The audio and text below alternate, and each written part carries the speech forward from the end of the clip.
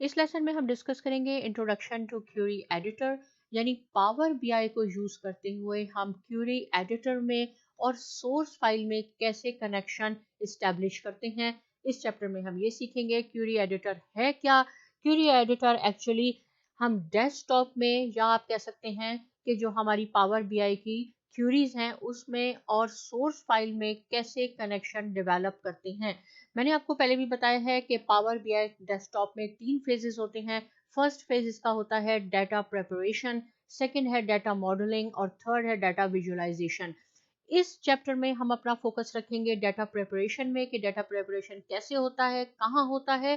तो ये data preparation आपका होगा क्यूरी एडिटर में। यानी अगर कोई डाटा आपने इंपोर्ट करना है, आप अपनी किसी जेसन फाइल से ला रहे हैं, आप एक्सेल फाइल को यूज करते हुए ला रहे हैं, सीएसवी फाइल है किसी डेटाबेस से ला रहे हैं, और कोई ऐसे कॉलम्स हैं, कोई ऐसी रोज हैं जो आपके काम से रिलेटेड नहीं है, आप उसको डिलीट करना चाहते हैं, एडिट करना चाहते हैं, तो वो आप सारा काम करेंगे क्यूरी एडिटर में। यानी क्यूरी एडिटर को और सोर्स फाइल को कैसे हम उसका हम लिंक एस्टेब्लिश करते हैं, इस पे हम बात करेंगे। सिंपली मैंने यहाँ लिखा है how we import and prepare data, जो कि हम करेंगे क्यूरी एडिटर में। अब देखिए यहाँ हमारे पास मैंने आपके लिए 3 CSV फाइल्स बनाई हुई हैं। ये इसका डाटा मौजूद है, ये इसके कॉलम्स हैं, और देखिए यहाँ आपको कुछ ब्लैंक रोज भी नजर आ रही होंगी। तो ये भी हम सीखेंगे कि कैसे अगर हमने इंपोर्ट की है अपनी पावर बीआई में तो हम इससे कैसे इसको हम डिलीट कर सकते हैं, कैसे इस पे काम कर सकते हैं। ये हमारे पास कॉलम्स के नाम है। इसी तरह ये देखेंगे 3 डिफरेंट फाइल्स हैं। आप ये बात नोट करें कि इन तीनों में कॉलम हमारे पास एग्जैक्टली सेम है, लेकिन क्या है इसके ईयर डिफरेंट है। पहली फाइल है हमारी, उस पर डाटा हमारा 1950 से 1999 तक है। उसके बाद हमारा 2000 से शुरू होता है, और फिर हमारे पास उससे आगे का डाटा मौजूद है। तो इस डाटा को, ये 3 डिफरेंट फाइल्स हैं, इन 3 डिफरेंट फाइल्स को हम पावर बीआई में कैसे लेके आते हैं। देखिए ये पावर बीआई डेस्कटॉप आपके पास है, कैसे हम लाएंगे। सेम फंक्शन हम गेट डाटा से भी कर सकते हैं, जो कि मैं आपको पहले बता चुकी हूँ, और हम एक नया फीचर से भी करेंगे, वो भी मैं आपको सिखाऊंगी, जो कि है एडिट क्यूरीज। तो देखिए सबसे पहले मैं आपको दोबारा थोड़ा सा रिमाइंड करवा देती हूँ कि गेट डाटा को जब आप इसको आप क्लिक कर देंगे तो आपके पास यहाँ पे डिफरेंट फाइल्स के ऑप्शन आएंगे। ऑल का ऑप्शन होगा, फाइल्स को आपके पास आएगा ऑप्शन। देखिए एक, या सॉरी,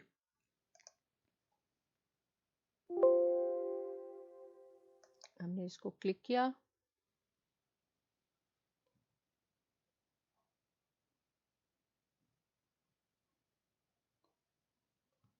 समटाइम्स ये थोड़ा सा टाइम ले लेता है। देखें यहाँ पे आपके पास ऑल फाइल्स हैं। ये आपके पास है डेटाबेस। अगर आपने डेटाबेस से अपना डाटा इंपोर्ट करना है तो आपने डेटाबेस पे आना होगा। सिमिलरली आपके पास ये डिफरेंट ऑप्शंस हैं जो हम इस कंप्लीट कोर्स में सीखेंगे, लेकिन इस चैप्टर का फोकस हमारे पास सिंपल क्यूरी एडिटर है। तो हम मैं आपके लिए बहुत सिंपल फाइल बनाई है कि कैसे हमारे पास एक्सेल फाइल हो, सीएसवी हो या जेसन हो तो हम वहां से ला सकते हैं। यहाँ पे जो मैंने अभी आपको एक्सेल की 3 फाइल्स दिखाई थी उसका है CSV फाइल है, यानी कॉमा सेपरेटेड फाइल्स है। तो आपने इस पे क्लिक करना होगा, और आप इसको क्लिक करके देखें कि आपके पास कहाँ आपने उनको सेव किया है। मेरे पास ये देखें, पॉपुलेशन कंट्री 1950 टू 1999, इसके बाद 2000 से 49 का डाटा है, और 2050 से 2100 का डाटा है।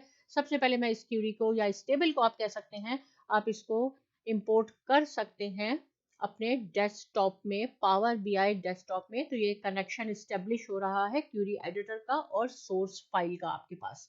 राइट, कहाँ से मैंने किया? गेट डाटा से किया। क्यों मैं आपको ये बार बार बता रही हूँ? क्योंकि नेक्स्ट टेबल जो है वो मैं आपको दूसरी जगह से लाना सिखाऊंगी, वो भी बहुत ही ज्यादा सिंपल है। अब आपके पास ये डाटा यहाँ आ गया है। यहाँ आपके पास ऑप्शन है कि आपने लोड करना है, ट्रांसफॉर्म डाटा करना है, या कैंसिल करना है। कैंसिल तो हमने बिल्कुल नहीं करना। अगर आपने यहाँ ट्रांसफॉर्म को डाटा को क्लिक कर दिया तो आप हम इस डाटा को क्लीन कर सकते हैं, यानी रोज नहीं चाहिए हमें, कॉलम नहीं चाहिए, तो हम वहाँ पे क्लीन कर सकते हैं। अगर आप लोड करेंगे तो एज इट इज डाटा आपके पास आ जाएगा पावर बीआई में। तो मैं यहाँ पे देखें इसको क्लिक कर देती हूँ लोड डाटा को। अब जैसा भी डाटा है हमारे पास सोर्स फाइल में, एग्जैक्ट डाटा आपके पास यहाँ आ जाएगा, लेकिन आपको परेशान होने की बिल्कुल जरूरत नहीं है। अगर आपने इसको अब भी जाके थोड़ा डिलीट करना है, इसको मॉडिफाई करना है, इसको यहाँ से भी हम क्यूरी एडिटर मोड में ले जा सकते हैं। तो देखें जैसे ही ये आएगा, इस वक्त ये लोड हो रहा है, मैं आपको बताती हूँ।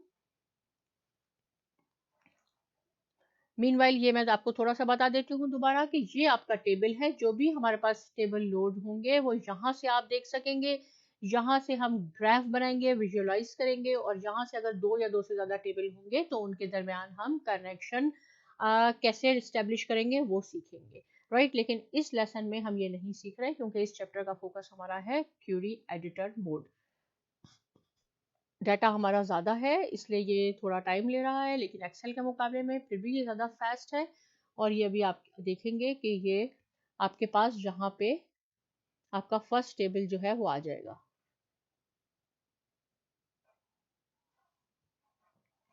देखिए ये हमारे पास पॉपुलेशन कंट्री थी, ये इसके कॉलम्स हैं जिसको हम फील्ड्स नेम भी कहते हैं। ये हमारे पास आ गया एज ग्रुप स्पैन, इस पे हम बाद में बात करते हैं।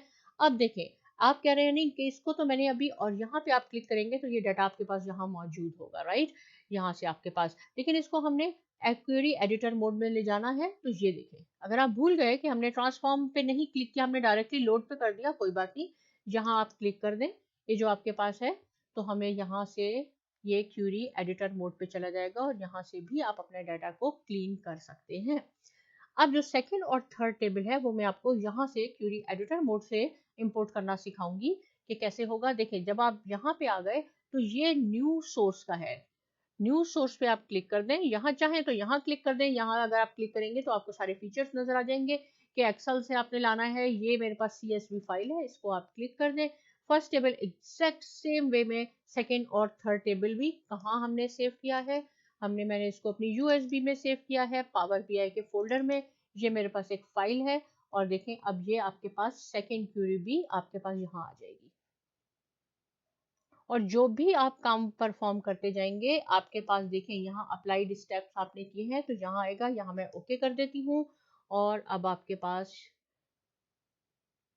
सेकेंड क्वेरी में आपने नोटिस किया होगा कि लोड का हमारे पास और ट्रांसफॉर्म का आइकन नहीं आया था, इसलिए कि हम ऑलरेडी इस वक्त क्यूरी एडिटर मोड में हैं।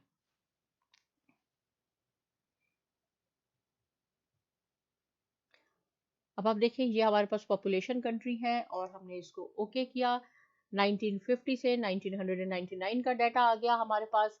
ये हमारे पास ऑनवर्ड 2002 2049 और ये तीनों क्यूरीज हमारे पास आ गई। हमारा कनेक्शन इस्टेब्लिश हो गया है सोर्स फाइल में और हमारी पावर BI में। एक बार याद रखें, दोबारा बता देती हूँ कि हम यहाँ से, आप कॉलम नेम तो इसके चेंज कर सकते हैं लेकिन डाटा चेंज नहीं कर सकते। अगर आपने डाटा चेंज करना है तो आपने सोर्स फाइल में जाके करना होगा, और यहाँ पे आप रिफ्रेश का बटन को क्लिक करेंगे तो आपका डाटा रिफ्रेश हो जाएगा। ये भी मैं आपको सिखाऊंगी।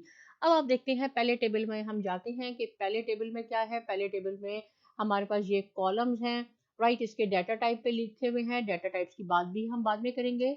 इस वक्त हम सिंपल थोड़ी सी क्लीनिंग कर रहे हैं इस लेसन में। सेकेंड टेबल पे आ जाते हैं। समटाइम्स ऐसे होता है कि ये जो आपका कॉलम है ये फर्स्ट रो पे आ जाता है, तो आपने इसको यहाँ ऊपर ले जाना होगा। अगर इसमें तो मेरा बिल्कुल सही आ गया, राइट। क्यों सही आया ये भी मैं आपको बताऊंगी। हमारे पास ऑप्शन होते हैं कि हमने इसको ऑटो डिटेक्ट पे करना होता है या हम उसको डिसेबल कर देते हैं। तो यहाँ पे है, अगर आपका सपोज फर्स्ट रो में ये कॉलम्स आ गए हैं तो बिल्कुल परेशानी की बात नहीं है। आपने क्या करना होगा, use first row as a header.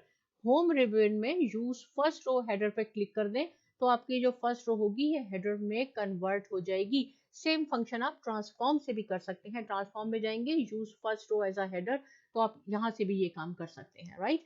Second table पे आ जाते हैं। सेकंड टेबल में हमारे पास क्या मौजूद है, देखिए यहाँ हमारे पास NA वैल्यूज मौजूद हैं। ये हमें नहीं चाहिए, ये कंट्रीज है बीच में, ये आपके पास लाइंस आ गई हैं। तो इसको अगर आपने यहाँ से रिमूव करना है, आपने क्या करना होगा, होम पे जाएं। होम के पास आप रिमूव रोज को जब आप क्लिक करेंगे तो यहाँ पे आपके पास रिमूव एरर्स, मे बी ये एरर आ गई हो, लेकिन जब आप एरर को क्लिक करेंगे तो आपने देखा कि कुछ नहीं हुआ, ये फंक्शन नहीं परफॉर्म हुआ। क्यों नहीं परफॉर्म हुआ, कि ये डाटा टाइप जो इसके लिखे हुए हैं ABC, ये टेक्स्ट डाटा टाइप है, और इस वक्त ये भी NA टेक्स्ट ही कंसीडर हो रहा है, इसलिए ये एरर नहीं है। आपने सेकंड तरीका क्या है, यहाँ पे आपने जाना है और फिल्टर अप्लाई कर दें। आप इसको खोल लें और NA वैल्यूज देखें कि इसमें NA कहाँ है। NA आपके पास ये है, आपने इसको ओके कर दिया तो हमारे पास ये चला गया, NA वैल्यूज चली गई। राइट। अब थर्ड टेबल की बात कर लेते हैं। थर्ड टेबल में आप देखेंगे कि यहाँ पे नल वैल्यूज हैं, नल नल लिखा है जो हमें नहीं चाहिए। अगर नल है या ब्लैंक रोज है तो फर्स्ट ऑप्शन तो बहुत सिंपल है कि आप यहाँ पे फिल्टर अप्लाई कर दें, जैसे अभी मैंने किया था। इसको आप ओपन कर लें और जहाँ पे भी आपके पास ये देखें ब्लैंक रोज हैं तो आप ब्लैंक पे आपने इसको डीसिलेक्ट कर दिया। ओके आप जैसे करेंगे तो आपके पास ये सारी नल वैल्यूज यहाँ से रिमूव हो जाएंगी। और जहां भी होगी इस टेबल में 20,000 जितनी भी रोज हैं, जहां पे भी आपके पास नल वैल्यूज होंगी वो रिमूव हो जाएंगी। अब ये देखें थोड़ा सा टाइम भी लग रहा था इसलिए कि इसमें प्रोसेसिंग हो रही थी। अब जो जो आप स्टेप्स यहाँ करते जाएंगे वो आपके पास यहाँ आएंगे। अगर आपने इसको फिल्टर रोज को देखे, मैंने कहा ओहो नल वैल्यूज तो मुझे चाहिए थी, मैंने गलती से डिलीट कर दी, कोई बात नहीं, आप इसको यहाँ से रिमूव कर दें, आपके पास नल वैल्यूज फिर आ जाएंगी। यानी अनडू और रीडू का फंक्शन आपका यहाँ से हो सकता है। अब सेकंड इसका क्यों मैंने इसको दोबारा लाया, आपको दिखाने के लिए कि इसके एक काम करने के दो या दो से ज्यादा तरीके होते हैं। सेकंड ऑप्शन ये है कि आप रिमूव रोज में होम टैब में ये रिमूव रोज को आप ओपन कर दें और यहाँ रिमूव ब्लैंक रोज हो या आपके पास नल रोज हो, राइट। अगर आपने डुप्लीकेट रोज है उसको करना है तो आपने इसको क्लिक करना होगा। ऑल्टरनेट रोज को क्लिक कर आपने रिमूव करना है तो ये करना होगा, राइट। रिमूव बॉटम रोज, रिमूव टॉप रोज, इसमें आप रेंज भी लिख सकते हैं 1 to 10 टॉप रोज डिलीट कर दें।